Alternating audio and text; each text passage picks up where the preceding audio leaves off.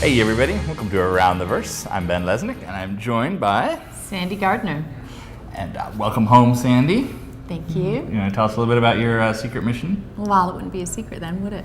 However, I have been collecting marketing ideas that we are going to culminate and work out in the next few months. Awesome. I look forward to hearing about those. Yeah, I was going to come to you with them actually. Yeah, exactly. What have you been doing? I actually was off for a couple days. My brother got married. Congratulations, Gavin and Katie. But now I'm back here to continue star citizening. I had my Australian girlfriend over this weekend, and she told me that I'm not a nerd, which was quite upsetting. I don't know. My wife won't let me have my Australian girlfriend over. Well, but you are absolutely a nerd. Yeah, I know, right? I'm a nerd by default, at least. Semi-nerd. You make spaceships for a living. You're like a queen nerd. Try explaining that to your grandmother.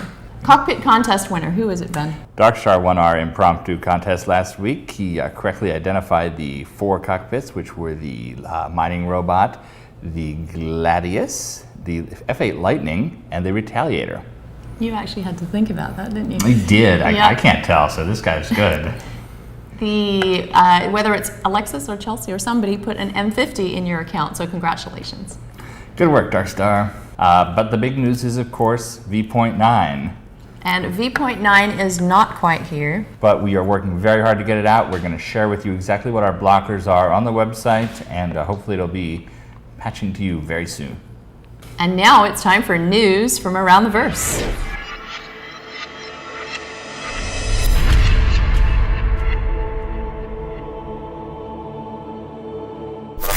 Arena Commander. The team has been working very hard on fixing bugs. And we've also been making some improvements. One thing people notice is that the Vanduul Glaive kind of is hard to distinguish from the other Vanduul ships, so Art has done a pass to make it stand out a little bit more, so try and hunt one down. Programming is working hard on improving the Murray Cup stats and in creating a single-player race mode. And we've made great progress in getting the other variants of the existing ships into the DFM. If you remember, there's other Aurora 300 series ships and Hornets on the way, and they're working on the damage passes and balance right now. Aurora, is that with an E on the end? Aurora, yeah, I think it's an E at the end of our plural. Right, we just made that up. Squadron 42, FPS combat versus AI is now playable. And they're doing extensive planning for the very big mocap shoot they'll be having out in the UK. Grey boxing continues on environments and features for the first episode, including the storage and tether systems today. Persistent Universe. They've been doing a lot of work on atmospheric entry, including the visual effects and also the process for landing on a planet. Been working on NPC dialogue and interactivity scripts. And the AI Technical Design Document, TDD, has been signed off. It's ready to go. And the star system layout tool is done. Does that mean I can do the star map? It means that our designers can basically sit down and create star systems out of parts at will. For months and months, we kind of had to create systems by hand. And now they have actual software. They can say, oh, put a star here, put a planet here, put a base here. It's going to increase our output a great deal. So is that a yes or a no? Yes! Just asking. Ships. Gladius audio support for the hangar is being worked on. Yep. They are. If you notice, every ship has individual sounds in the hangar that have to be recorded, created, and they're working on the Gladius right now, which means it's coming soon to hangars near you. Some remaining work on the Interest is being finished at Foundry 42. And the Mustang is all over our pipeline. We have variants that are in the concept stage. We have variants that are getting their damage states done. We have variants that are getting flight ready. Expect to see a lot of Mustangs very soon. And finally, the M50 and 350R are done and ready for flight. Yay, new ships! Yay, new ships. They're not new ships. Well, new ships to fly. New ships to fly. Okay, yeah, that's true. Over to Will with MVP.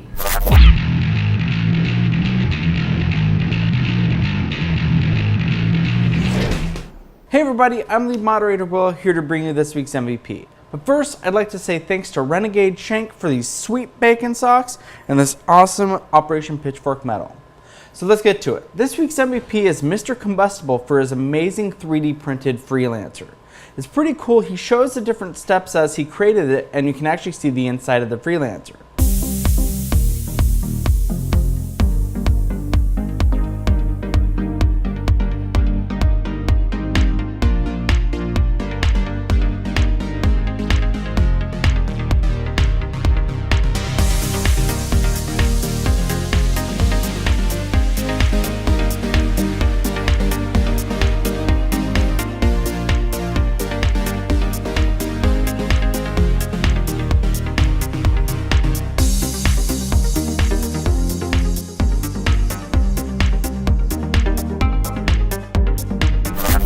So thank you very much, Mr. Combustible. You're this week's MVP.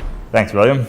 We've got a special interview for this week. Let's go over to James, who is speaking with Chris Smith about spaceship building. Thanks, guys. I'm here with Chris Smith, lead ship modeler. How you doing, man? How's it going? Pretty good. Hey, thanks for coming on. Thanks, man. Thanks for visiting us from Austin. Yeah, anytime, How you liking California?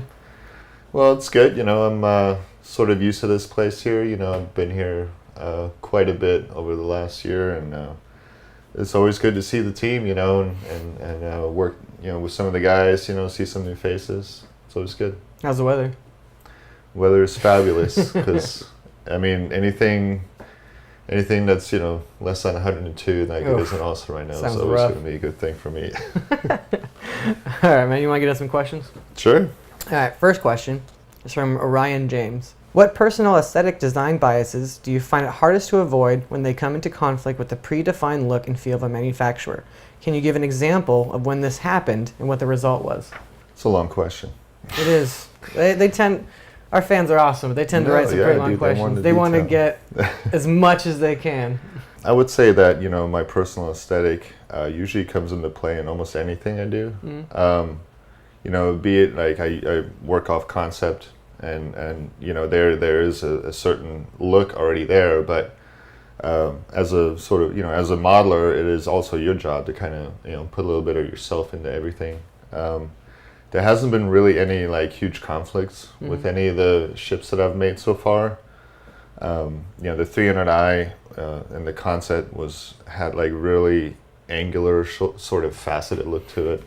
I made it more rounder, but it's just up to the artist. Like I said, no really conflicts. I just try to definitely put in my touches. The M50 was sort of a ship that I did a lot of concept for, and I changed a whole lot. I made it sort of that F1 look and everything, which Chris wanted. He wanted sort of a racy F1 look, and so I just kind of took a lot of my personal design.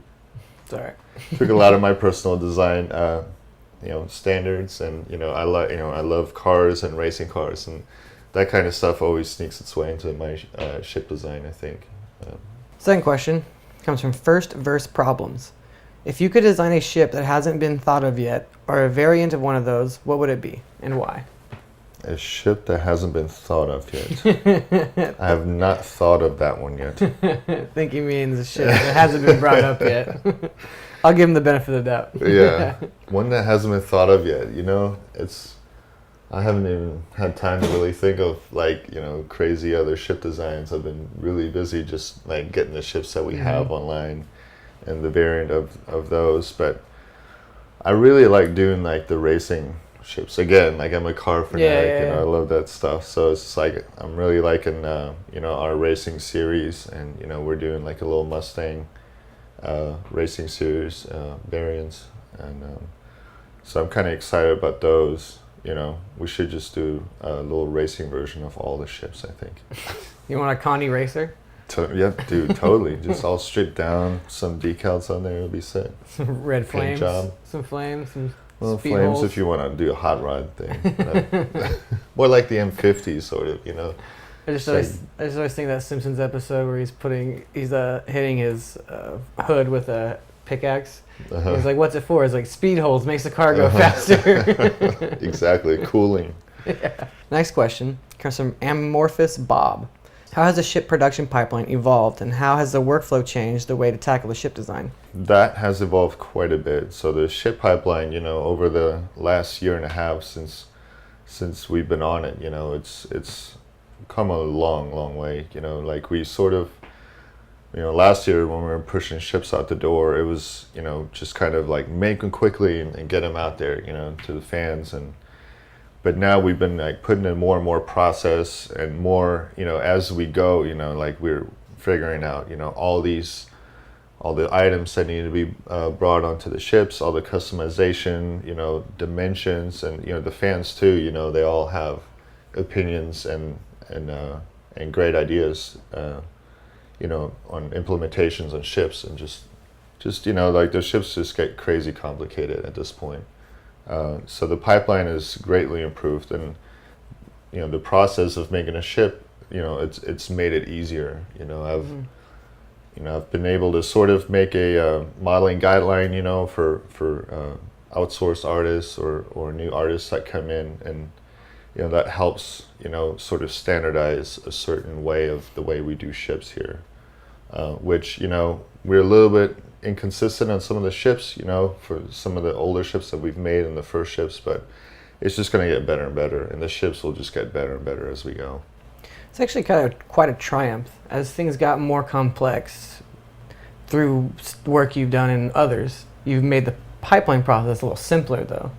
Yeah, it has to be. Well, we had to. Yeah. Well, I mean, I wouldn't call it simpler, but it's like laid out. Yeah. And we have it written down. We have all the steps that we need to go through, and even, from the first time the concept goes on, we start, thinking about all the things that need to go in the ship, like, radar, shields, weapons, all that stuff, At first, the concept artist just kind of sort of went with it and did a bunch of custom stuff, but now that we already have like a little array of weapons, we have power plants, so the concept artists can use those existing assets that we already have and make a new ship with it.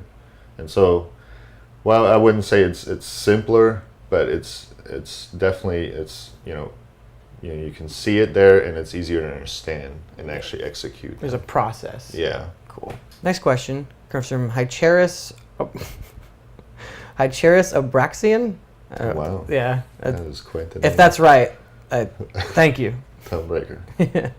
Before a ship is ready for implementation, I noticed that it first has to be torn to shreds to create damage states, used to destroy the model during the combat and other threats. Could you explain a little more about how damage states impact the time requirement to prepare a ship for release, and how do you balance the performance when it breaks apart? Damage states are obviously a big part, to get a ship ready for dogfighting. We have sort of a stage with our ships where, we have it ready, the basic model ready, and we have animations in there, and we have collisions in there, and it's ready to be sort of put in the hangar and ready for fans to check out. At that point, though, the damage states are not done usually. They're either in concept phase or they're not done. So, after that, there's a whole nother, probably, it depends on the size of the ship, but it's usually about 2 to 4 weeks of, damage design, damage implementation, and then, of course, like the game balance, which I don't really have so much to do with, and that's more of a, Dan Tracy thing and those guys. That guy, yeah. And Paul, those guys kind of implement everything and make it come alive. But yeah, I mean, I would say from the time the ship's actually just the base ship is modeled, it's another almost a month. Oh wow! Just to get it ready for the actual dogfight. And again, this like the constellation and damage. The damage is ridiculous that of must those have and been that crazy. thing. So that was like definitely a full week job. The M50 was like 1.5 weeks, comparatively. So depends on, but yeah, it adds quite a bit of time. Cool. All right, last question from Delogic. What art direction does Star Citizen have with regards to ships? Chris Roberts on TNGS has stated that some ships seem to fit more into his vision of your game. Do you have some guidelines for you to follow? Yes. Chris Roberts is the guideline.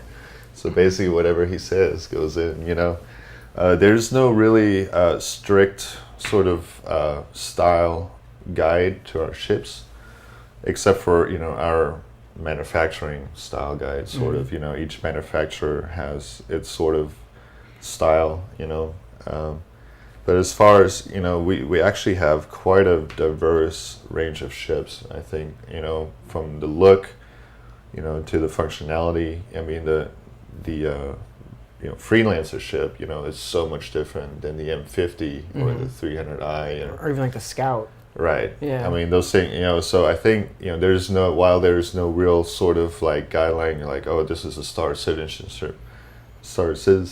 You got it. I mean, the only guideline I would say is the quality, right? We want like the best quality, as good as we can. And, I try to set the standard for that. That's my job. Well, thanks, man. What's your favorite ship? My favorite ship right now, I mean, you know, it was always the 300i. You know, I've made the Mustang and the M50 since. They're very, you know, I like how they came out. So I don't know. It's very close between maybe 350R and M50 right now. Just keep it the racing thing. Yeah, but I do like the Mustang too. I don't know if they all have it. But M50 right now is, you know, it's like the hot ship. So I like how this is the question that stumped you. yeah, All right, man. Well, thank you so much for coming on. yeah, man. Thanks for having me. I'll enjoy the rest of your stay here in Santa Monica, and we'll Absolutely. see you back in Austin. All right, back to you guys. And now let's go over to the customer support team for an update. Hi, welcome to customer service. My name's Chelsea. And I'm Alexis. This week we wanted to give you an update that we are almost through the backlog of customer support tickets. So if you have not received a response yet, you should get one very soon. And I have some merchandise updates for you. The dog tags are currently in the etching process, so it'll be about another 2 weeks before they are ready to ship.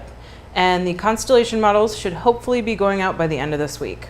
We also wanted to thank a few people for some gifts that we've received in the office this week. I got some beautiful sunflowers behind me from Sebastian.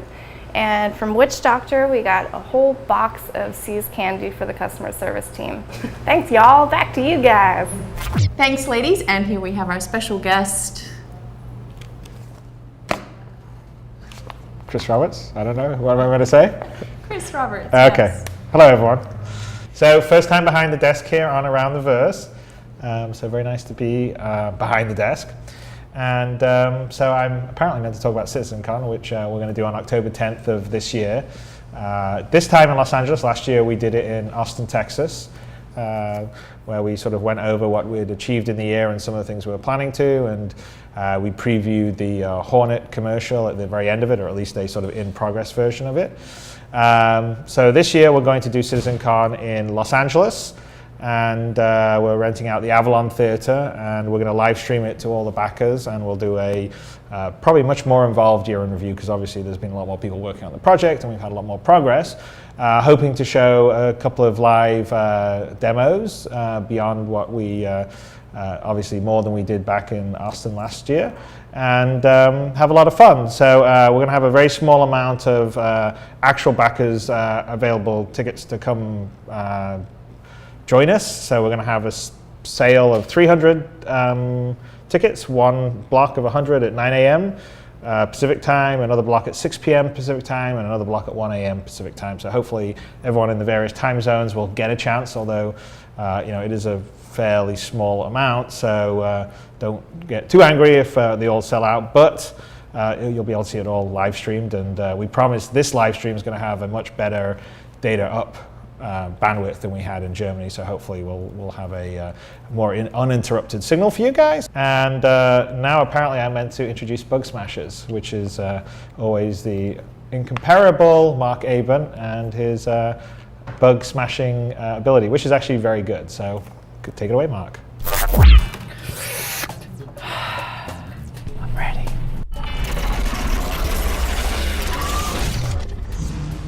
Bug Smashers! Hey everyone, welcome back to Bug Smashers. It's been a week. I was over at PAX, so had to take a little break from smashing those bugs, and today we're back to show you a great bug. So this is one of those bugs that you'll never see, behind the scenes bugs that pops up before the public gets to see it. And here we have the M50, and I'm gonna go inside, swap to third person, use my 360 controller because it's really good at rotating around. I'm gonna zoom in, and if you notice, zoom in a little bit more, there we go. So whenever we're flying the ships, we want the player to basically be interacting, you know, G-forces, he's moving around, or if he's moving the throttle, he's pushing up and then using his stick. And as I move forward, you'll notice on this side, in the bottom right, he's not pushing his throttle up. And when I start turning around the ship, he's not even using the joystick. So we're gonna fix that little bad boy in the M50. So I got my first fan gift. Apparently Mr. Kevin decided that I couldn't use the knife anymore and that I should be, hitting people with a Nerf gun. So let's shoot this guy. Much better than the intimidating knife. So here's my M50.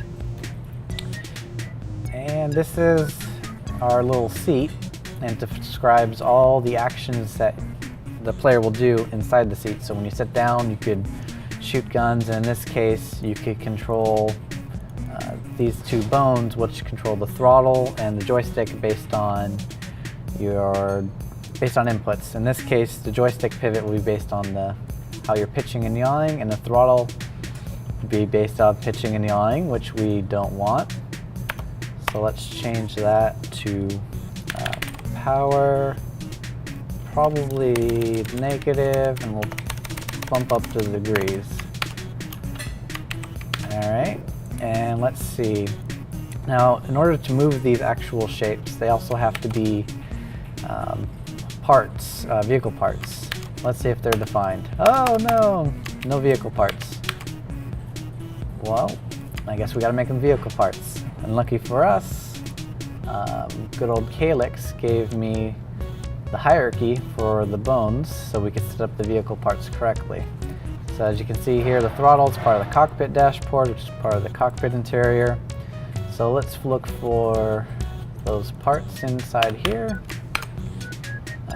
Cockpit, let's look for dashboard.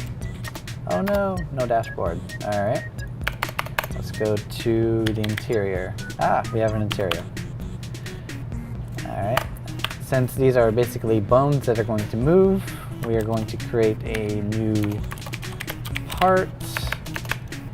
We have to create, when we create these parts, they have to match the bone hierarchy. Otherwise, you'll get some funky bugs. So I'm just going to copy the cockpit dashboard and make it an animated joint because we're removing a bone. That's what animated joints are for. I don't know what to do with my hands. Now we're going to add the throttle and the joystick. We have our interior, which has our dashboard. Oh no. Which has our throttle and our joystick pivot. Let's go back into the game. Yay, it's moving the joystick whenever I move my joystick, and let's try throttle. Uh-oh, I have the throttle going the wrong way. He's going this way instead of forward and back. Let's fix that. I know this is gonna sound weird. Is it smashers or hunters? I always forget. Throttle. We're doing Y. Probably want X. Yep, joystick works. And now, there's our throttle. So as I go forward, he pushes his throttle forward, and as I stop, he pushes the throttle back until we're done. And if we use them both at the same time, our player basically goes, wah. Got caught. All right, so the bug was, when you're in the M50 and you're using the joystick or even the throttle, the player wasn't, doing what you're doing. If I move to the left, move to the right, move to the throttle, he just like. So I went into the script, found where the problem lied. There were some missing parts to find those parts, and then once I got that set up, we tried the throttle and it was going the wrong direction, so I fixed that part, and then we're good to go. He was using the throttle, going back and forward, and now the player will use the animations and bring that next level immersion and not just remain static in the cockpit. More darts? I could shoot them at people, like Brandon. Oh, you actually have one loaded. Well, next week we have concept artist Germak Basin. He's doing some amazing work with the Mustang. He also designed everyone's favorite constellation, Phoenix. So that should be a cool interview. Post your questions to the forums. And of course, now for this week's art sneak peek. And what you're going to see here is several shots of the Retaliator cockpit, which is undergoing gray boxing in the UK. It's looking really cool, and we hope to get in the hangars in the near future. I thought the point of a sneak peek is you don't say anything about it.